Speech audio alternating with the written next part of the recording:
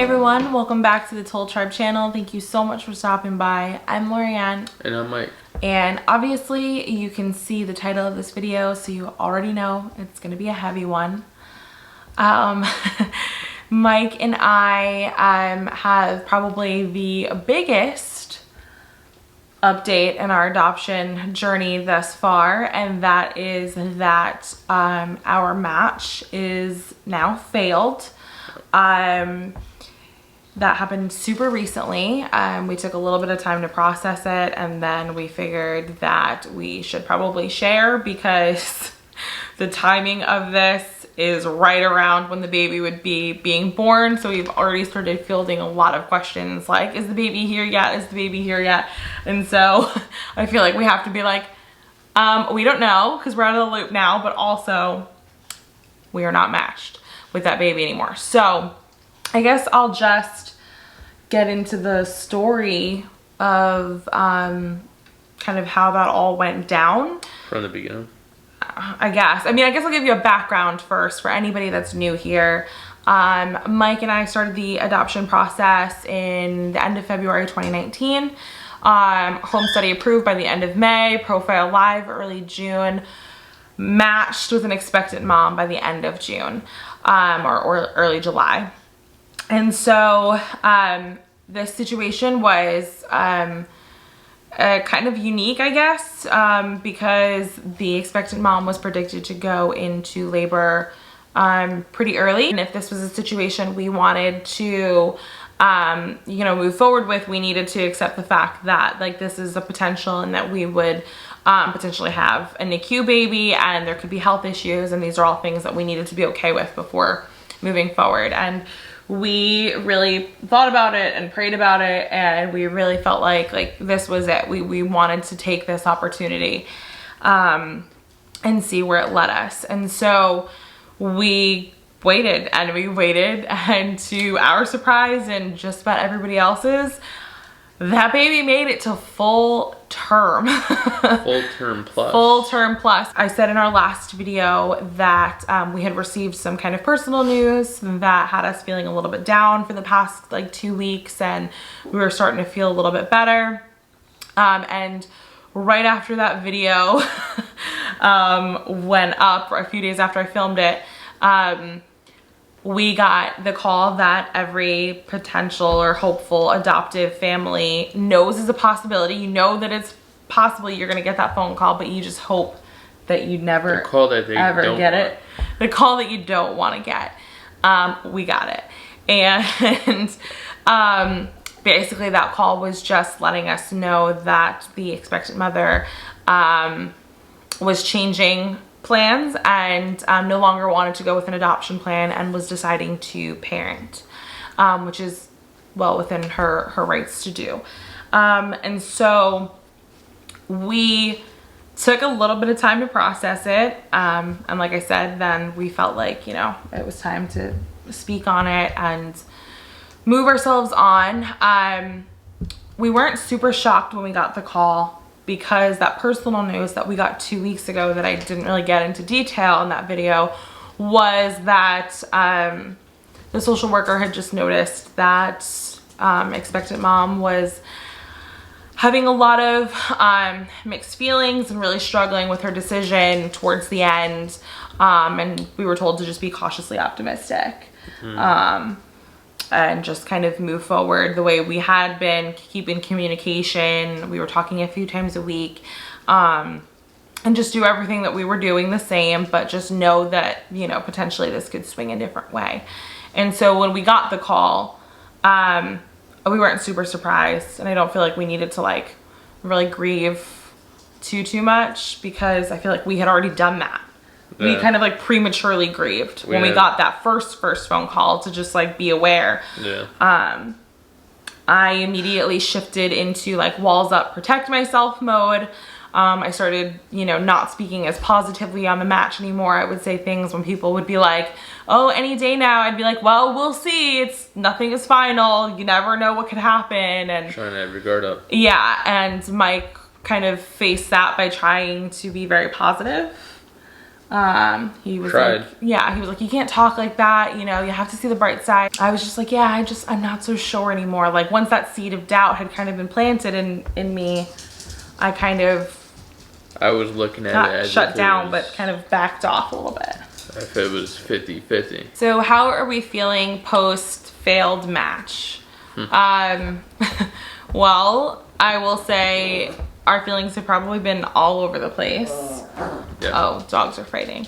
But it definitely helps to have these little guys. I'm gonna be totally honest. When you need a snuggle, they know when you're sad. Get yourself a Chihuahua or a Yorkie. Yeah, I mean, they know when something's wrong, and they immediately like gather and like drown us in their affection. And so I will say having a pet companion really, really does help. But yeah, our emotions have kind of been all over the place. And what about each other?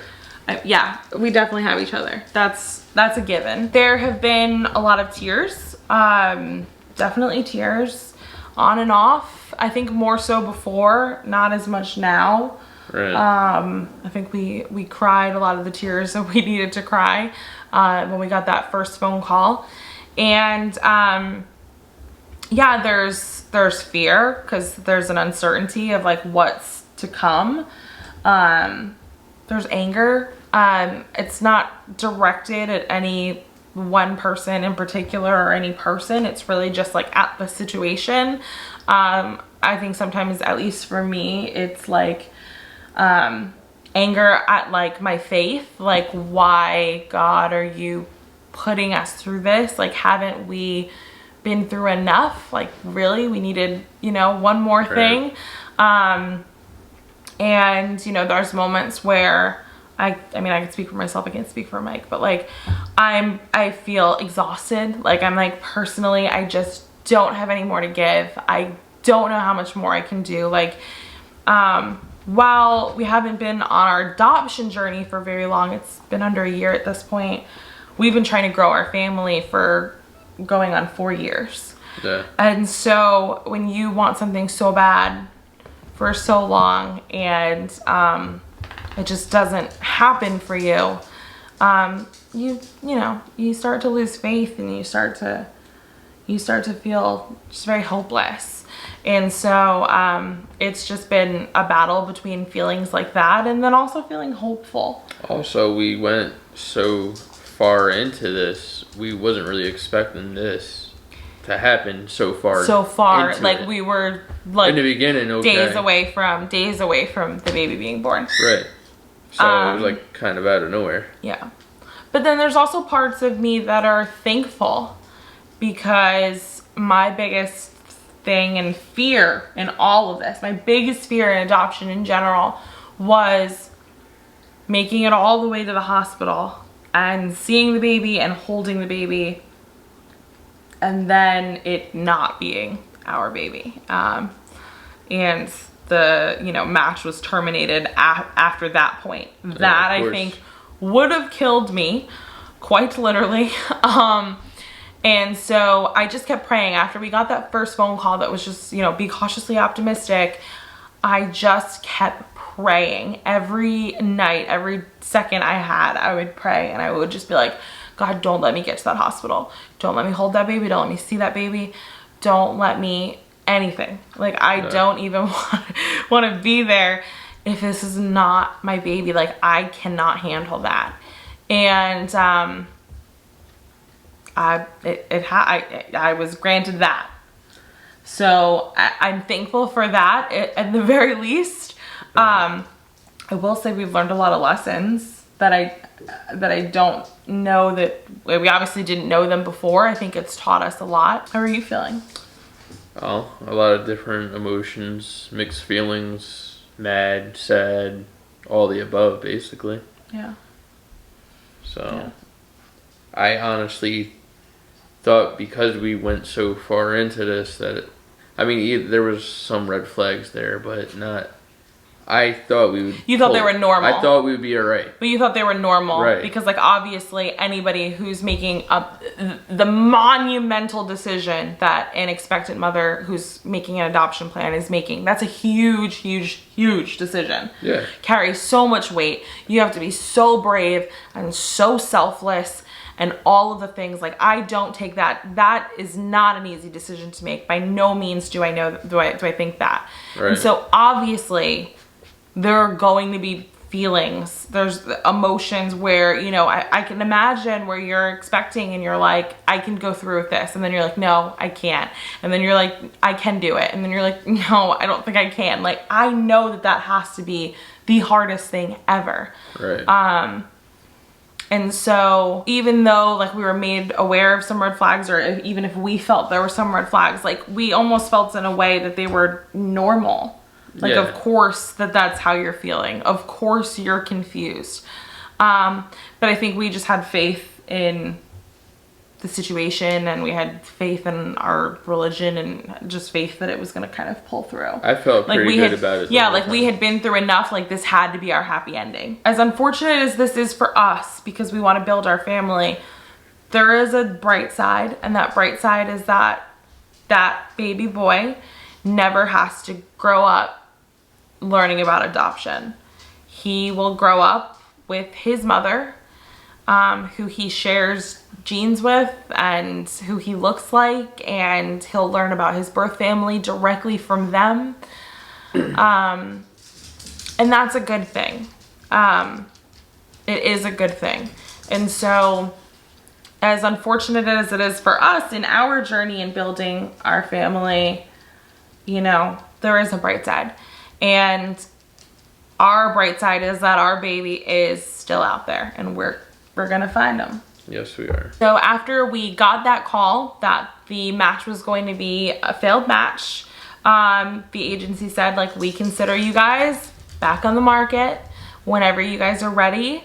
And we kind of had talked it over already, from when we got that first initial call saying be cautious, that if this were to happen, we weren't gonna waste any time, and we were just gonna keep going, because at this point we've been matched for like 4 months, and we've already wasted a lot of time. We've already wasted time. I mean, it's not wasted in the sense that we've learned lessons and everything else. Yeah. But in the sense of having an active home study, we've wasted time because it's only active for a year, then you have to keep updating it or whatever. But right. We knew that we were just going to keep moving forward, and so we are an active family again. I think just going forward, and I don't know if it's a good or a bad thing, I just think that we might have, you know, a little bit more of a guard up and try to keep it up. It's hard. It's hard to have a guard up and keep it up. You know, you're told that from the beginning, but it's hard because the more you get to know people and, you know, their stories, you want to welcome them, you want to love them, you want to support them. You know, I firmly believe, like, we're not just adopting a baby, but like we're also adding that child's birth family as an extension of our own family. It's hard to create those relationships and those bonds knowing that there's a possibility that those can be dissolved, and that hurts too. And so it's hard, but I think we have to find like the perfect balance of being, you know, protecting ourselves while still being supportive of others. And I hope that we find that balance. I think it's kind of a hard thing to strike a balance in this kind of situation, but I hope that we find it. I hope that by us sharing our feelings, our very raw and real feelings about all of this, I hope it's understood that this is just like from our perspective. This is by no means us. Like we never felt entitled. We're sharing our feelings. Yeah, we never felt entitled to this child. We've known this entire time that he is not our child. Exactly. Right. You still gain feelings regardless. Yeah, and feelings for him, feelings for his mother, feelings for, you know, the situation. I mean, by no means did we ever feel entitled. You just can't help but to become attached to people when you're going through a process like as intimate as this. And we firmly support her decision, firmly. It is her decision, it is her right to make. And like I said, this means that a baby won't have to learn about adoption. He'll get to be with his birth family. Not that adoption's bad. No, not that adoption is bad, but it's certainly not an easy thing to go through. And like I've said before, like our journey with adoption doesn't end when the baby is placed with us. That's a lifelong journey that we go on. Right. It's a conversation that we're always going to have. Yeah. And so he won't have to have those conversations, which is a positive thing. So that's it from us for now. Yeah. We are just gonna go back to life as per usual. As this. And we're going to keep having faith, and we're gonna keep pushing forward, and we're gonna keep praying.